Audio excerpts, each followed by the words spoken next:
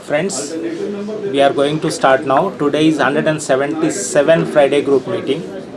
The speaker is our beloved senior, topmost senior advocate, and very close to us, and we always is encouraging.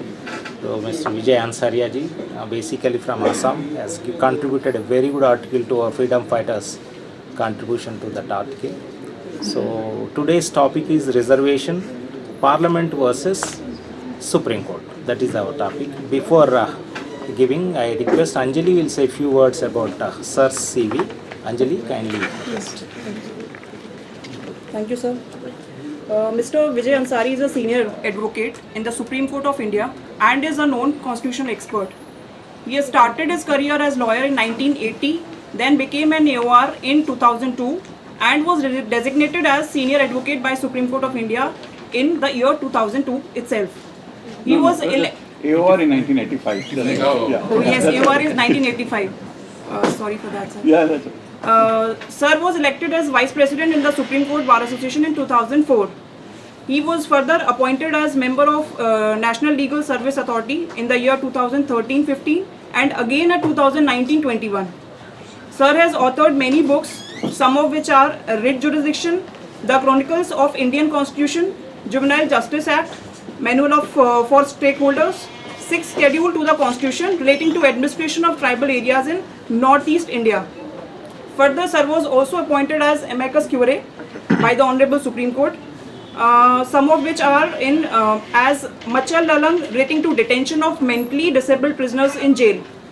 Secondly, Malik Mazhar Sultan pertaining to monitoring and filling up of vacancies and building of infrastructure in subordinate judiciary across the country. Thirdly, Ashwini Kumar Upadhyay for expeditious trial of criminal cases against MPs and MLAs and their permanent disqualification upon conviction. Sir has further delivered many number of lectures, and few of them are as freedom of movement in a post-COVID world, our internal passports on the rise. This was delivered at Commonwealth Law Conference Goa 2022, very recent. Secondly, 6th Schedule Visionary Perspective of Meghalaya. That was delivered at Meghalaya High Court, Shillong 2002 itself. Then further election ergonomics and judicial intervention. That was delivered at Assam chapter at Guwahati High Court 2002. Now I request Sir to please further. Only one second. Sir addressed our Friday group 141 in 7th February 2020. That time the topic was All India Judicial Service, Legality and Desirability. It's a wonderful at that time. So, sir, we are very grateful to you. Second time you are addressing our Friday group. You too have given a 5,000 viewers for our out of 11 lakhs something change. 25,600 we have subscribers. Please, sir, now you can. Yeah, yes.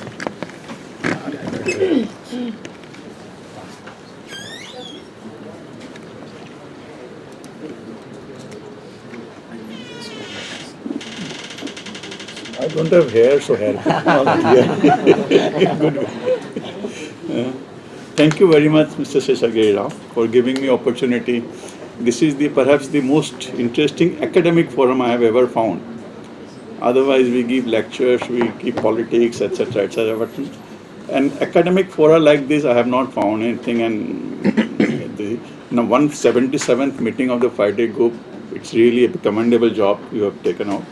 All cheers for it. Now, today we will be discussing reservation Parliament versus Supreme Court, as if we are playing a cricket match. It's, in fact, friends, it is like a cricket match. Why? There are 8 constitutional amendments, right from first one in 1951 till the last one in 2021, 115th Amendment, 105th Amendment Act.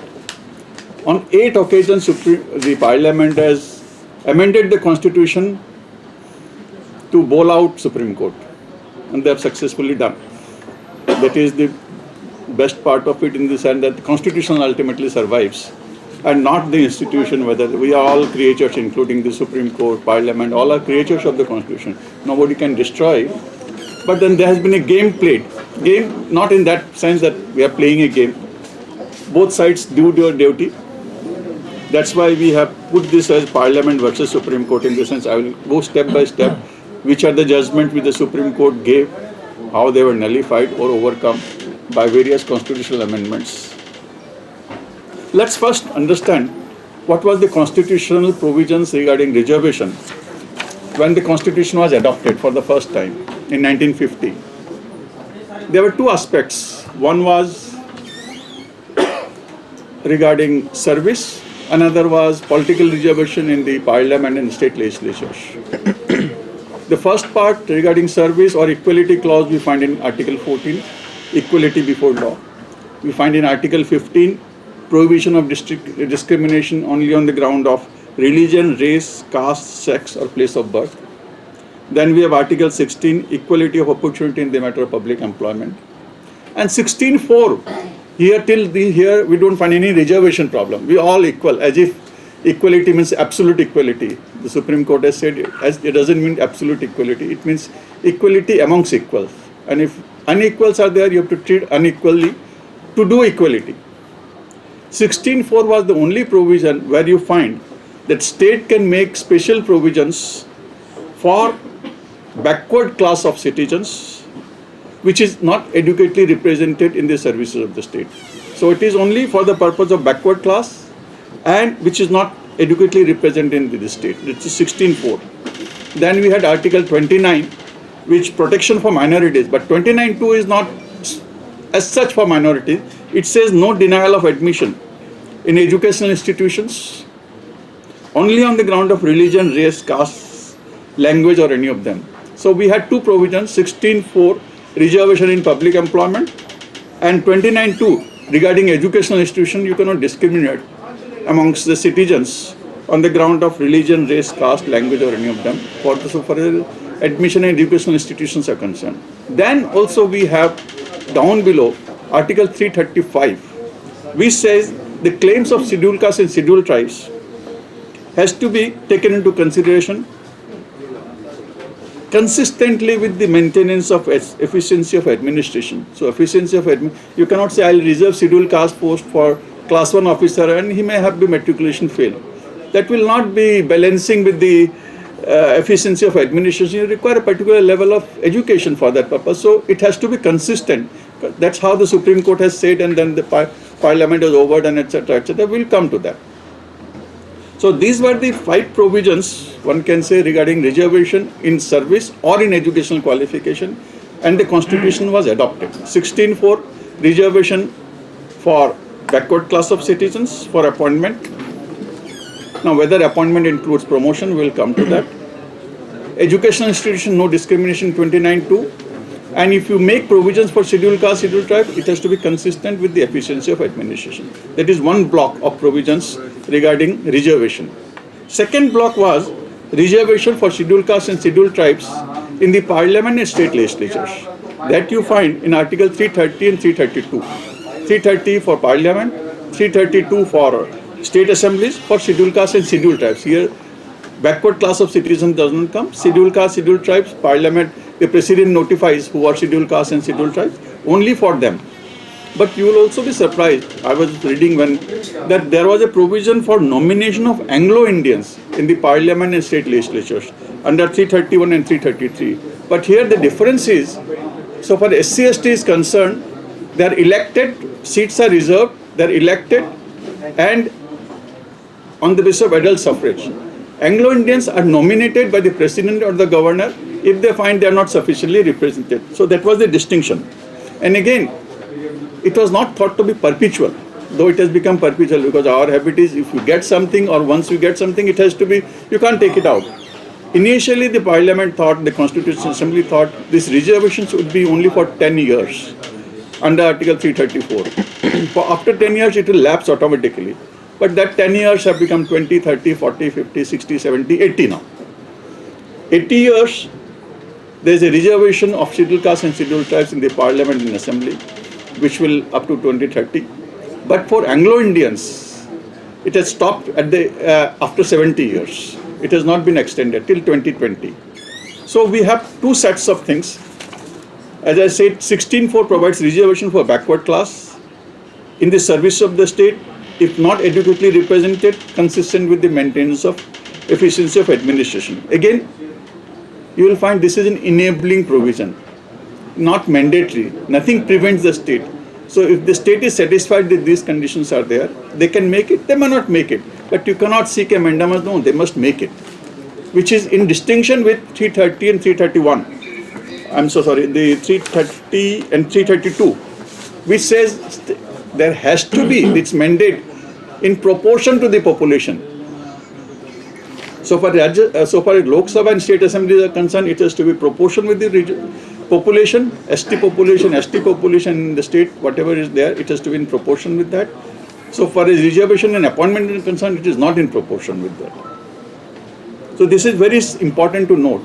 And again, the expressions used in 16.4, backward class of citizens, whereas expression used in 330 and 332 are scheduled caste and scheduled tribe. Backward class of citizens is different than the scheduled caste and scheduled tribe. Scheduled caste and scheduled tribes are what nominated by the president. President does the exercise, and once they are nominated, they are presumed to be backward class of citizens. Nothing further is required. And again, as I said, that the Anglo-Indians were, who are Anglo-Indian?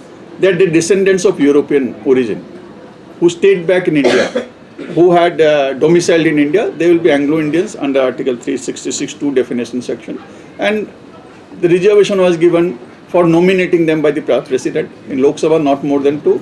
In the state assemblies, as the governor may think it appropriate. This was the discretionary thing. Now we come to the first amendment, which I will call a first wicket.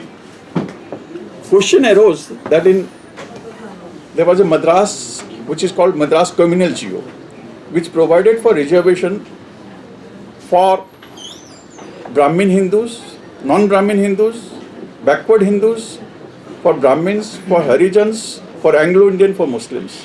Question was 16.4 only provides reservation for other backward class. Can you make reservation for Brahmins? Can you make reservation for backward Hindus? Can you make reservations for Anglo-Indians? Can you make reservations for Muslims? This is in the context of appointment in educational institutions. One of the persons from Brahmin community says, out of 14 seats, only 1 seat is for Brahmins or 2 seats for Brahmins, 4 are for non-Brahmins. How can that be? This does not provide. So Supreme Court in Champakam Dorai Rajan, initially it was a Madras High Court judgment affirmed by the Supreme Court, says that 16.4 is for services in this state. There is no provision for reservation in the educational institutions, because there is no, in 15 is for general prohibition, 16 is for employment. The constitutional makers have deliberately put 16 in Article 16 only provision for reservation. There is no provision for reservation in any educational institution, higher educational institution, so they struck it down, both the High Court and Supreme Court. There was another judgment of Venkatrama where one civil judge again was denied promotion on the basis of this reservation communal geo, which says how many on the basis of the persons who can be appointed. So both the things were again considered by the parliament, and you will know in 1951 the first amendment was made. Which was the parliament? It was the same Constituent Assembly, which was working as a provisional parliament, because the first election to the parliament was in 1952. Whereas the same Constituent Assembly which made the constitution found it necessary, apart from various other legislation regarding basically the property rights was the main thing, which was land reforms was the main issue, but this was also an issue. So they incorporated Article 15.4. There were only 3 clauses, 15.1, 15.2 and 15.3 as the constitution was adopted. They incorporated Article 15.4 in the constitution, which says nothing in this article, that is 15 or 29.2, because 29.2 says you cannot have in educational institutions reservation on the basis of religion, race, caste, sex, etc. They say nothing in article or 29.2 shall prevent the state from making special provisions. Now again, his advancement of any socially and educationally backward class of citizens and for scheduled tribes and scheduled castes. In the first amendment bill introduced in the parliament, there was a provision for economic backwardness also. But finally in the act, it did not come. It has come in 103rd amendment. We'll go to it later. So the parliament inserted 15(4), saying that again an enabling provision that you can make special provisions for advancement of socially and educationally backward class of citizens. Friends, see that now we have 16(4), we have 15(4). The distinction between 16(4) and 15(4) is both are first same is enabling provision. It is not mandatory, unlike 330 and 332, which said there must be reservation in the state assemblies and Lok Sabha proportional to the population. These are enabling provisions. But 16(4) uses the version backward class of citizens. 15(4) says socially and educationally backward class of citizens and scheduled castes and scheduled tribes. So that's how the first judgment of the Supreme Court in Champakam, Dorairajan and Venkatraman knocked down by the first amendment. This is the first wicket taken. Secondly, now we come to the most contentious issue which has been debated in this country since 1955, I will say, reservation for OBC and a ceiling of 50%. Let's go historically first. The first was the Kaka Kalekar Commission, appointed by the government in 1955 regarding the OBC reservation. Kaka Kalekar Commission suggests a certain criteria to determine the backwardness, and it treated, according to me, very, very incorrectly, all women as backward. It is there. It suggested 70% reservation in technical and professional in institutions for backward classes, and depending on that, at the central level nothing happened.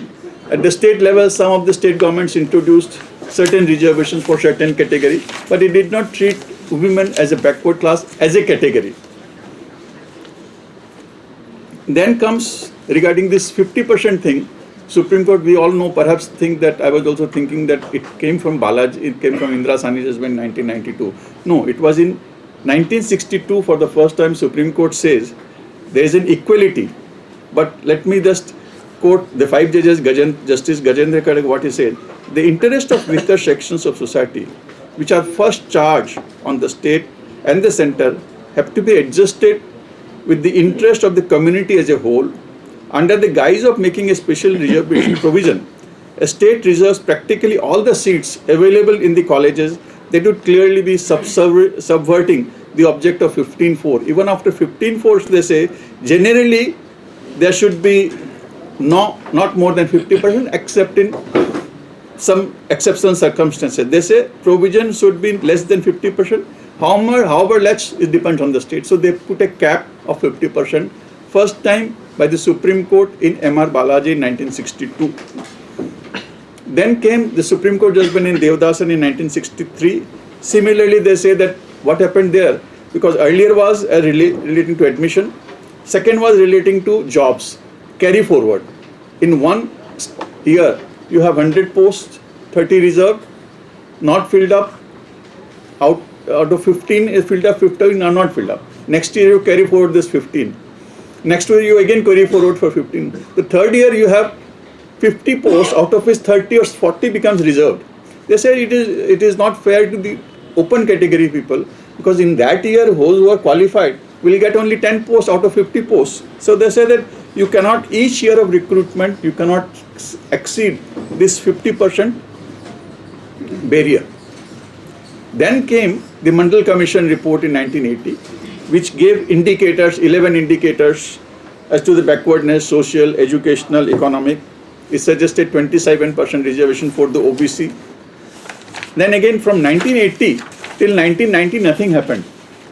We have Kaka Kalekar Commission report, we had Mandal Commission report, but nothing happened. In 1990, under the VP Singh government, they implemented the Mandal Commission report, granted 27% reservation to the OBC.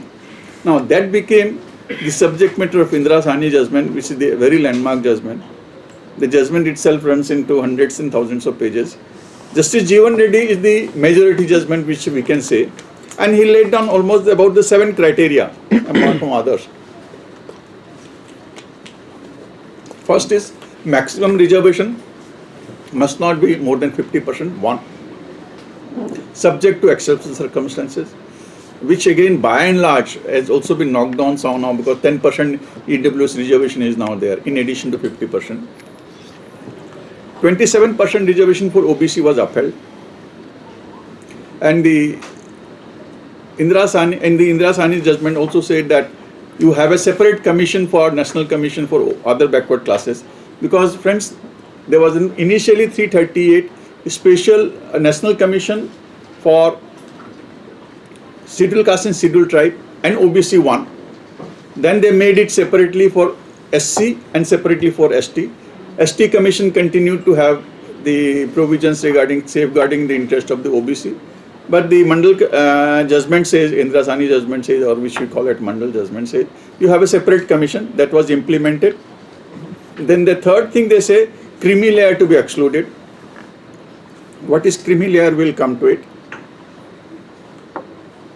Then they say 16 for reservation in promotion is not permissible. Then they say economic criteria is not relevant criteria for determining the backwardness, because it is social and educational. For thousands of social backwardness is there. Then they further say there can be no carry forward of vacancies. 50% has to be computed taking into the annual vacancy. And finally they say that there cannot be any relaxation in qualifying marks for the purpose of promotion. In the initial stage you can have different qualifying marks, but once you are appointed and come into the same ladder, for the purpose of promotion, you cannot have a separate or a reduced qualifying marks or lesser standard. These are the 5 broad principles laid down in Indra Sawhney. Now, out of these 7 principles, 4 has been knocked down. Again, we'll come to that. Then how this 50% is to be calculated, whether the first 50, suppose they are out of 100 posts, or 1, 2, or last 50, Supreme Court in R.K. Sabharwal said you have a roster point.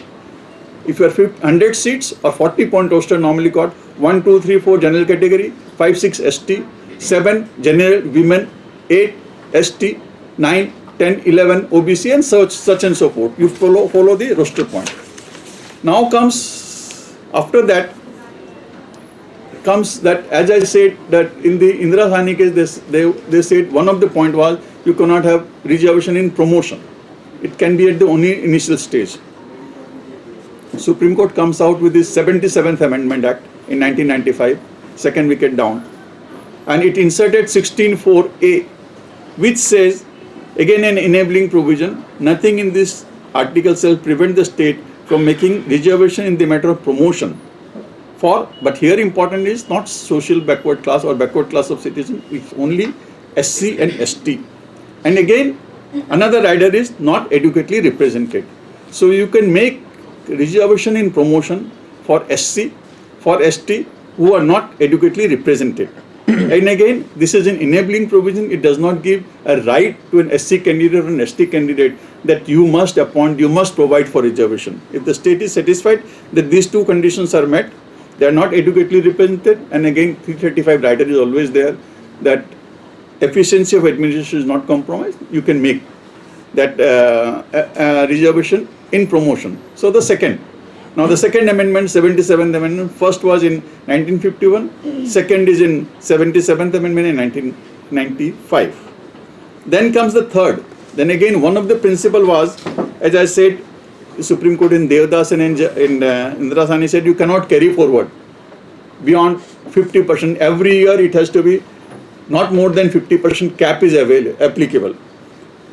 Constitution Amendment, Parliament enacted 81st Amendment Act in 2000.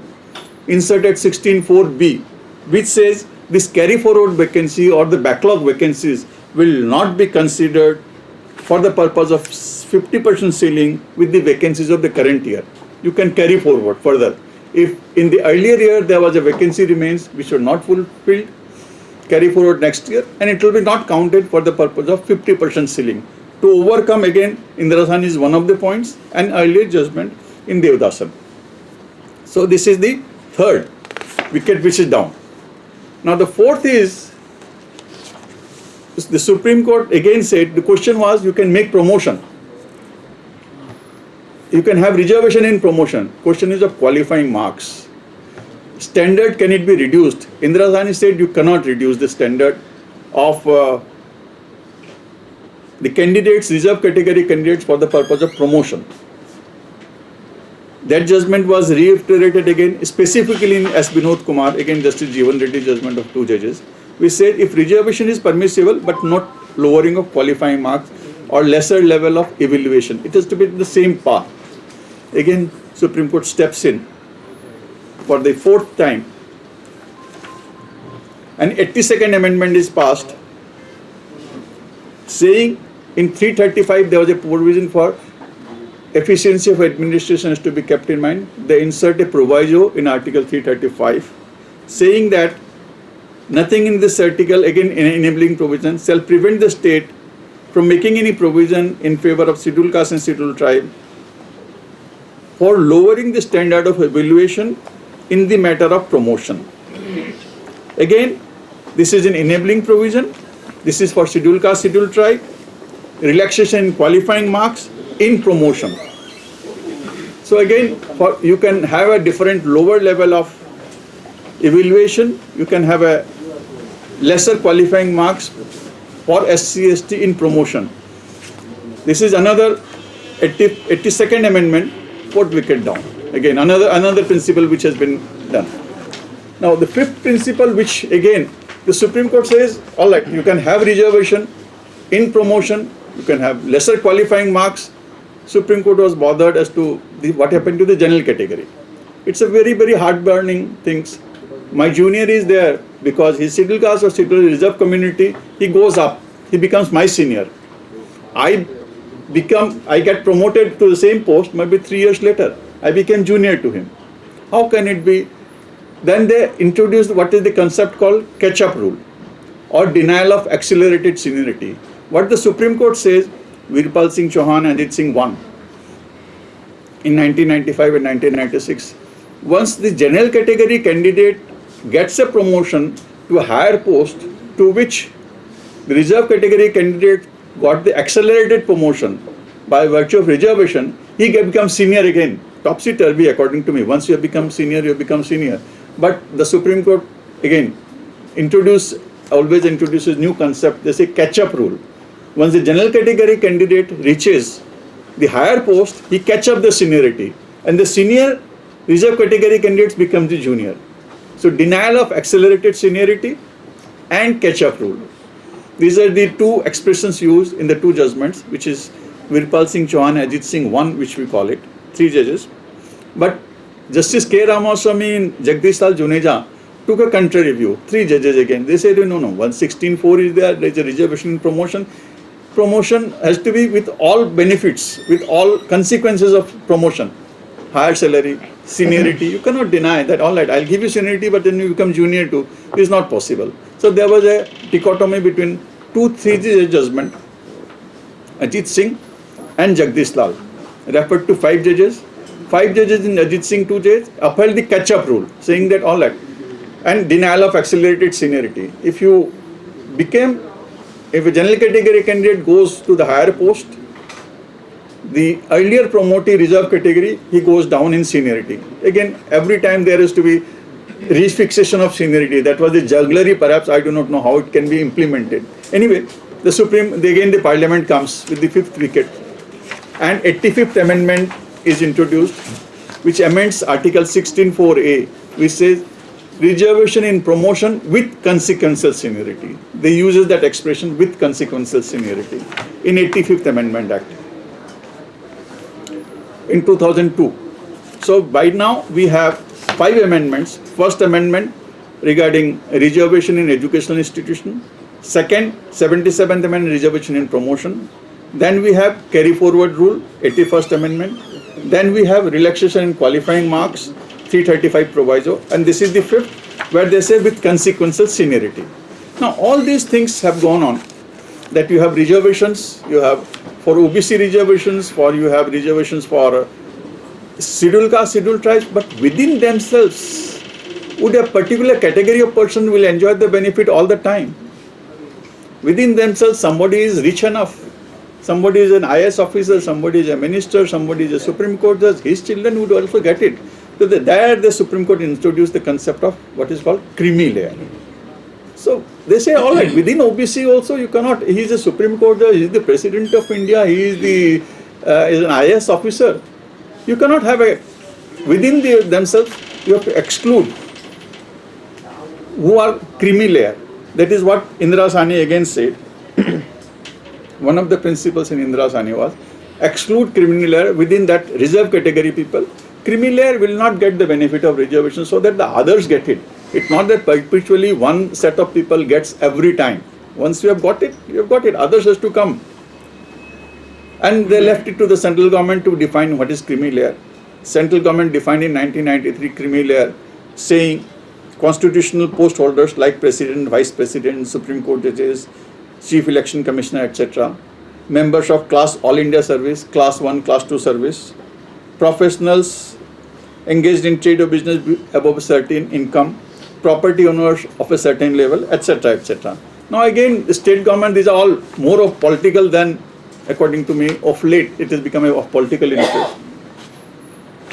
Some of the states started defining creamy layer. For example, Bihar and UP defined creamy layer, that all right, IAS officers and IPS officers will fall in creamy layer only if one of them is graduate, the husband and wife, and they hold property of house in an urban area.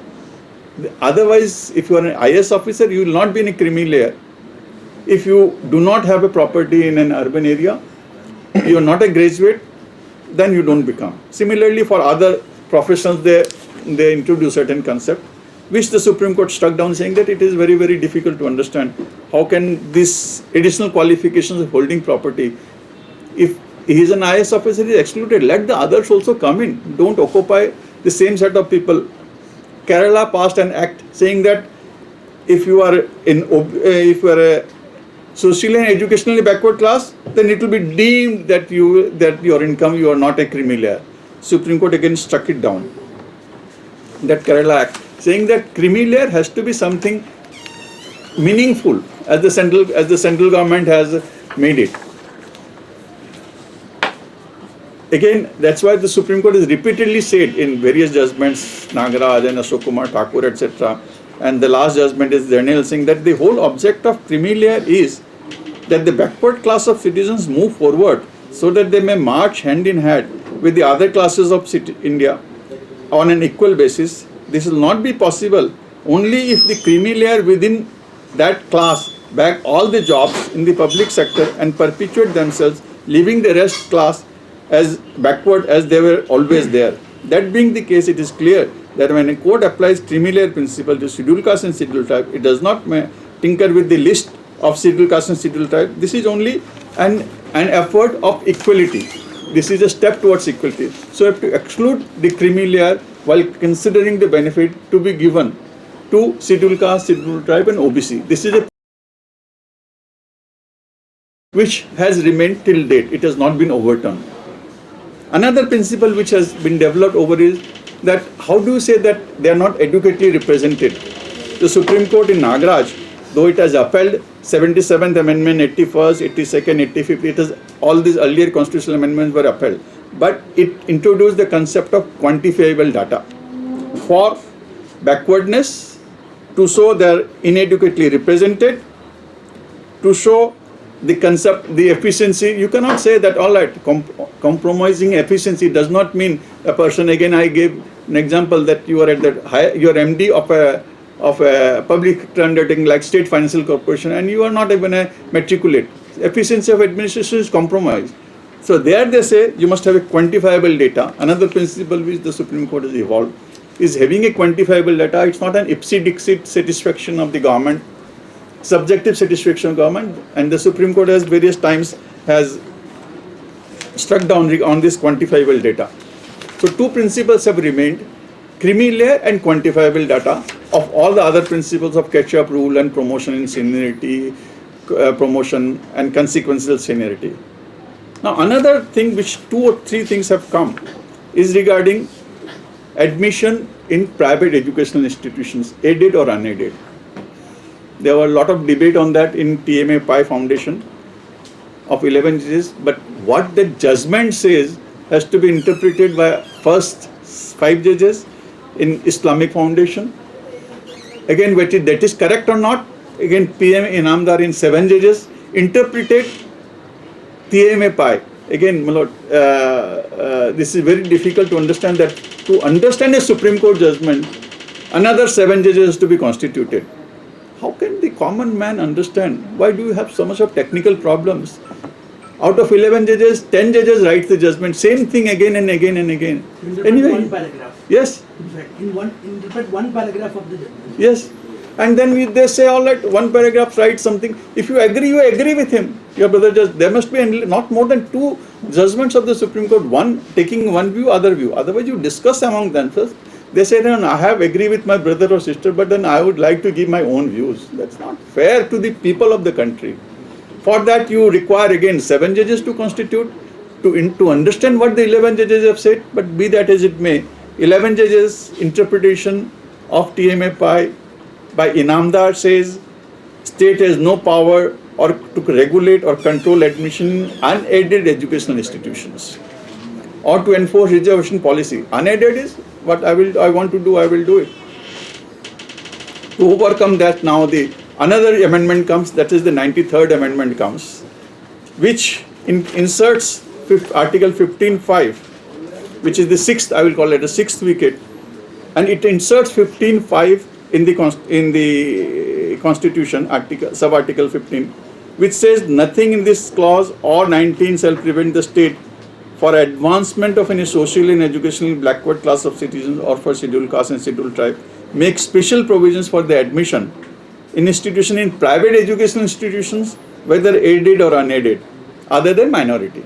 So you can make provisions for admission in private educational institutions, unaided and aided, both, to overcome again the earlier judgment to say that you cannot make a reservation because they are private institutions. How can the state do it? To overcome that, they commit, validity of which was tested by a 5-judge bench in Ashok Kumar Thakur. They say we uphold this so far as state-aided institutions are concerned. We don't deal with unaided institutions. Again, they are my lords. They do it. Again, another, subsequently in 2014, another constitution in Parmati education says for unaided also it is valid. So 93rd amendment validity was tested and it has been upheld by 2 judgments. One is Ashok Kumar Thakur in 2008, so far as aided is concerned. So far unaided is concerned in 2014 in Parmati Education Society. So this 6 times it has been done to overcome Supreme Court judgments. All amendments are to overcome Supreme Court judgment. Everything has been upheld by the Supreme Court subsequently, saying that we have basic structure theory. Does this affect the basic structure? Does the grant of reservation in promotion affect the basic structure? Supreme Court said no. Whether the accelerated seniority affect basic structure, it says no. Whether the carry forward rule it says no. It is upheld. But all these judgments were necessary to overturn the Supreme Court judgments. Now, problem again arose. There is a reservation for social and educational backward class of citizens. Now, who are they? How do we do it? Who does it? Now, after the Indra Sawhney judgment, there was an act called National Commission for Backward Class, which constituted a National Commission for Backward Class under a parliamentary act, which was to look into the grievances of the backward class, uphold their rights, see that they safeguard their rights. Now, the central government, so far the question of Jat reservation came.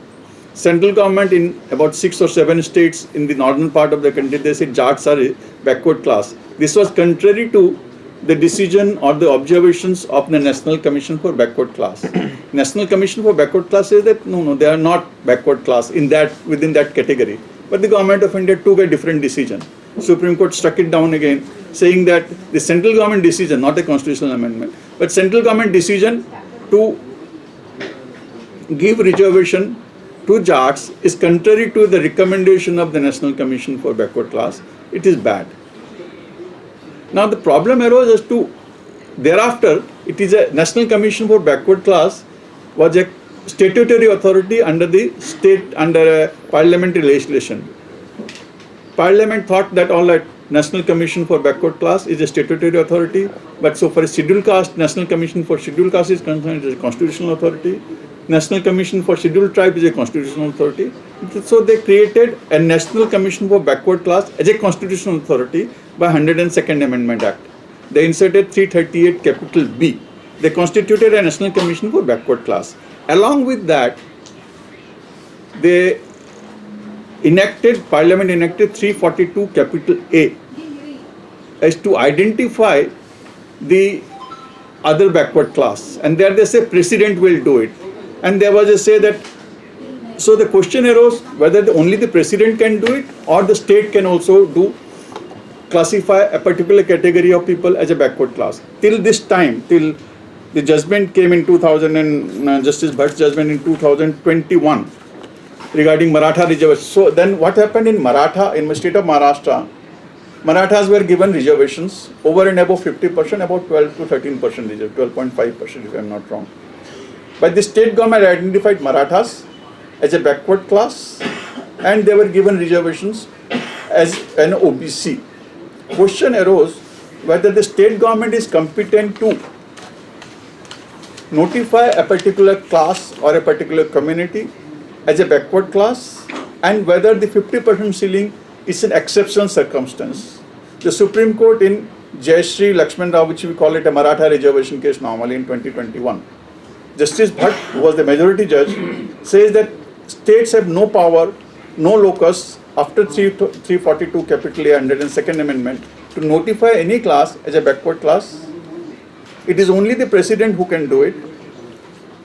Of course, Justice Bhushan, who is a minority judge, said that no, all the states can do it. State has been doing it. The 348 does not denude the state's power to classify any category as a backward class. But both the judges agreed that it has exceeded 50%, so it is to be struck down. On 50% point, all the 5 judges were common that it is to be struck down. But who can notify a class or a community or a category of people as backward class? It can be only by the President, not by the state government. That is what the majority judgment says. 7th wicket comes now. 105th Amendment is enacted in 2021, which amends 342A and the definition section saying that the President list is valid for the central list and state can prepare their own list. Basically, to overcome this judgment of Maratha reservation, another constitutional amendment comes, which I call it a 7th wicket, etc. 105th Amendment, the last one. But in the meantime, 103rd Amendment comes, which provides for reservation for economically weaker sections, EWS what we call, which the Indra judge, there cannot be any economically weaker sections because the Constitution does not provide. And here also it is interesting, economically weaker sections other than those persons who are already got reservations, like it is not available to SC, it is not available to ST, it is not available to OBC. It is available to the persons other than this category, not more than 10%. You can provide, this is again an enabling provision. Under 15, they inserted 15.6 and 16.6 to say 10% reservation for EWS is permissible. Again, this is tested on the constitutional bill. This is the last or the 8th wicket, I will call it, to overturn the Indra judgment that economic reservation is not permissible. The Parliament does it by the 103rd Amendment Act, which is of 2019, and the Supreme Court in Jan Hit Abhiyan recent judgment has upheld by majority. Justice Dinesh Masiri judgment is the majority judgment by which they have upheld, and Justice Ravindra Bhatt and the Chief Justice Lalit Asdian were the minority judge, which has upheld the 103rd Amendment, saying that EWS reservation and the consequential seniority, provisions in 15.6 and 16.6 are constitutionally valid. So that's how we have come, a journey of almost 1951, the first amendment, to the last amendment of 2021. Of the constitutional history, there was a Supreme Court versus the Parliament on the reservation issue, and constitutionalists prevailed. I will say that whether it is justifiable, not justifiable, I am not here to debate today, but we have seen a tough fight, because Parliament says, who is Supreme Court to tell us? Supreme Court said, we are the guardian of the Constitution, we will interpret what we say is the correct view. Parliament say, all right, we will knock you down. They always knock it down. Of course, the Supreme Court does not say that you knocked me down, so I will say that your constitutional amendment is, but they have again interpreted it is valid. That's how it should be. There should not be an ego problem. But I read some debates We said, no, who is Supreme Court? These 5 judges sitting there in an air-conditioned chamber, they know nothing about the Constitution. If the Supreme Court was not there, if the basic structure was not there, I do not know what position we would have been today. We have seen the 42nd Amendment massively changing the entire Constitution. Attempts have been made from time to time to change the Constitution, but basic structure duty has to remain. It has remained. Parliament is not there to change the Constitution. Tomorrow they said that Prime Minister shall be for lifetime. They can amend the Constitution, but then that is affecting the basic structure of a democracy. That's how balance has to be kept, and that's how I think we have played, and ultimately the Supreme Court, or neither the Supreme Court nor the Parliament has won. It is the Constitution which has won. It's the people of India which has won. Thank you very much, Mr. Rao. Yeah.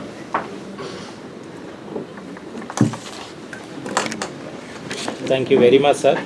You elaborately all reservations, evolution of reservations from constitutional perspective and how Supreme Court interpreted, and various Indra Sawhney judgment in employment and educational institutions. We are all from inceptions to till date, all amendments and Supreme Court judgments very highly enlightening, sir. Thank you very much. Yeah, thank you.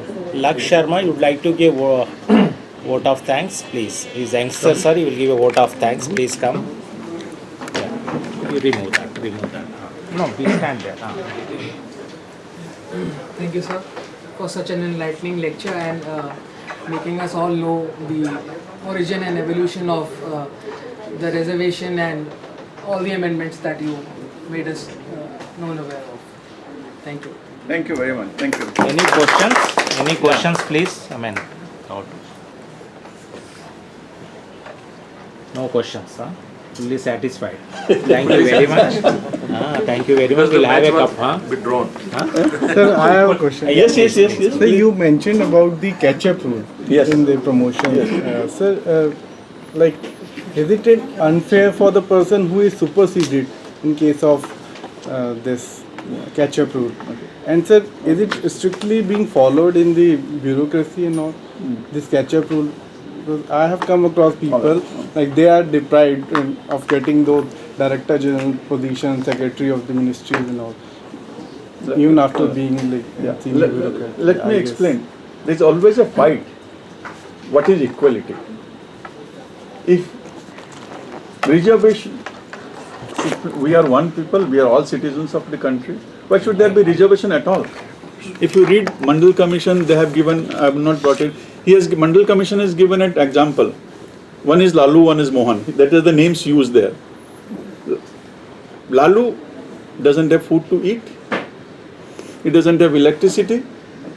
His parents earn daily livelihood. Somehow under the pole he reads it. Then there is a Mohan who comes in a big car, air conditioned. His family is well off. By the time he gets up, his meal is ready. He is served dry fruits. Can we compare these two people? The whole concept of reservation has come. We cannot compare these two set of people. That's why we need lifting of certain category of people, and so that they become equal. So once you have promoted reserve category under a reservation category, there should not be any reservation then. They all should run at the same level, but they are not equal. That's why the whole concept is that. I am not here to justify or unjustify, but some level of push is necessary. It cannot be the same level.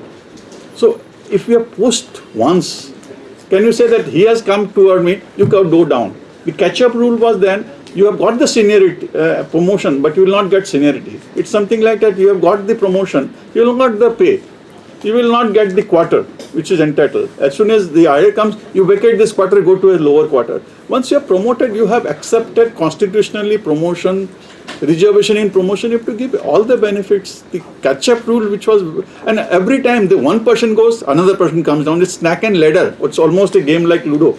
Not all that. You snack, upar gaya, फिर वो नीचे आ गया. Then again somebody gone, it gone. It cannot be. Once you are promoted, you have constitutionally accepted the reservation in promotion is permissible under the constitutional scheme, then there would be heartburning. That's why they introduced the catch-up rule. But reservation always have a heartburning. You always say 95% people doesn't get admission and one who's got 65% gets it. But that is the problem with the reservation, and that is the reservation policy. Why should there be reservation then? If all have been equal, there should not have been reservation. Again, the parliament perhaps thought that it will 10 year, 20 year, but as I said, that once you get something, you don't want to leave it. It's very necessary that you must start balancing it. There has to be some reverse reservation according to me. But nobody is prepared. Tomorrow, yesterday also I was reading in the TV, Karnataka election, one party said if we come to power, 75% reservation. It's not promotional. It was yesterday, it was in this, that we'll give 75% promotion. It's more of a political than social. It was required initially because there was a huge discrimination, touchability. I've been reading depressed classes, they were not allowed to enter temple, draw water from the same well, schools, untouchable. Those were the reasons, but now we have come up. We have 80 years down the independence. Let's go up. How can you say that whether I am a reserve category person or not sitting here? Nobody would know it. I may be a reserve category person. But then it has become political necessity. That's how it has been done. Okay. Okay, thank you very much. Kindly join first, sir. We'll take your autograph, sir. Oh. And next.